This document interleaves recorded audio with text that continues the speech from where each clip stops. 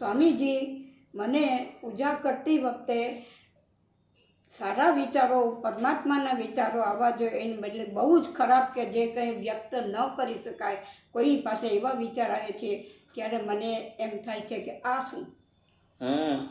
બહુ આ પ્રશ્ન તમારો ઉત્તમ છે અને મોટા ભાગના લોકોને આવું થતું હોય છે કે ભાઈ. સ્વામીજી, તમને હું કહું વિચાર કેવા આવે. ના કહેશો ને તો ચાન્સ કશો ચિંતા નહીં કરતા, કહેવાની જરૂર નથી. પણ આ તમે કહો છો સાચી વાત છે માં, બધાને આવું થતું હોય. પૂજા કરવા બેઠા હોય અને ન કરવાના વિચાર, આપણે કે આવા વિચાર મારા મનમાં આ શક્ય કેવી રીતે બન્યા. અને એટલે આપણે એટલે પછી વિક્ષિપ્ત થઈ જઈએ છીએ અને એમ થાય કે પૂજા કરતી વખતે ભગવાનની બદલે આને સ્થાન ક્યાં આપ્યું તમે. હું શું કરું એનામાંથી નીકળવા માટે? તો એક જ સરળ ઉપાય છે. તમે હમણાં મને વાત કરી કે હું આત્મચિંતન કરું છું, પણ બધા આત્મચિંતન નથી કરી શકતા કે હું મન નથી ને આતે. પણ એક વસ્તુ તો આપણે જરૂર કરી શકીએ, એ કે જેમ આપણે ગંગાજી ગયા હોઈએ અને એમાં ચોમાસું હોય તો શું થાય, પાણી ડોળું હોય, પણ આપણે ગંગાના કિનારે ઊભા હોઈએ તો એ પાણીમાં ડોળાશ પણ જોઈએ, કેટલીક ગંદી વસ્તુ પણ, કોઈના સબ પણ કદાચ પ્રવાહિત થતા જોવા મળે. કારણ કે ઘણા લોકો એવું પણ કરતા હોય છે, કોઈના લાકડા ટળતા હોય, કોઈ ક્યારેક તો સબ પણ જોવા મળે, ઘણી બધી વસ્તુઓ અંદર જોવા મળે.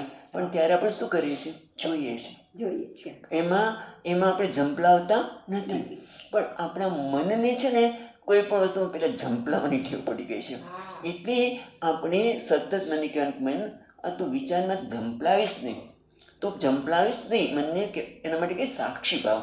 જેમ ગંગા કિનારે આપણે સાક્ષી બની ગયા ને, એટલે ગંગાના તટ ઉપર ઊભા છીએ અને પાણીના પ્રવાહમાં જે કંઈ થઈ રહ્યું છે એને આપણે જોઈએ છીએ.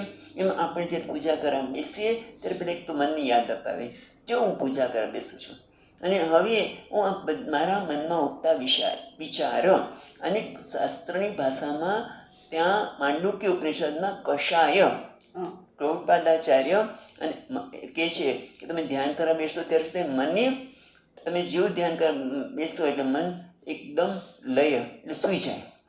જપ કરવા બેસો ત્યારે જ ઊંઘ આવે. પછી લયે સંબોધતમ ચિત્તમ, ત્યાં શંકરાચાર્ય, ત્યાં ગૌડપાદાચાર્ય મહારાજ કે છે ઊંઘ આવે તો એને સંબોધન કરો, એને જાગૃત કરો. પછી વિક્ષેપ, તો એને વિક્ષેપ એટલે મન બહાર જાય અને પાછું લાવો. પણ ત્રીજો છે કષાય એટલે ન કરવાનો વિચાર કરે. આપણે ક્યાંથી આવો? અને ઘણી વખત કેટલા નાના હતા ત્યારના કોઈક વિચાર આવી જાય, કોઈ ઠેકાણા વગરના વિચાર આપતી મારા. એટલે ત્યારે શું કરવાનું? કષાય તો વિજાનિયાત, આ કષાય છે એટલે ટૂંકમાં એને ઝંપલાવવાનું નહીં, બસ એને જોવાનો પ્રયત્ન કરીએ, એના સાક્ષી બનીએ. બસ આટલું આપણે કરી શકીએ ને, કે જ્યારે આવા વિચારો આવે ત્યારે એની સાથે ઘસડાય નહીં. અને એ ઘસડાવું ન હોય તો એક તો આપણે આજે સત્સંગની વાત કરીએ તો કરવાની જ, પણ કહેવાનું મનને કે હું વિચારોની સાથે ઘસડાઈશ નહીં, એટલે સાક્ષી બનીશ. સાક્ષી ભાવ એટલે જે વિચારો આવે છે એને પ્રવાહિત થવા દેવાના. જેમ ગંગાનો પ્રવાહ વહે છે એમ આને પણ વહેવા દેવાનો, પણ એની સાથે હું ઝંપલાવીશ નહીં. ગંગામાં ઝંપલાવતા નથી, એમાં વિચારો સાથે ઝંપલાવીશ નહીં. એટલે મારે આ વિચાર આવ્યા, મને આમ થયું, એવું અંદર ઝંપલાવીશ નહીં. આ વિચાર છે, ધેટ્સ ઓલ.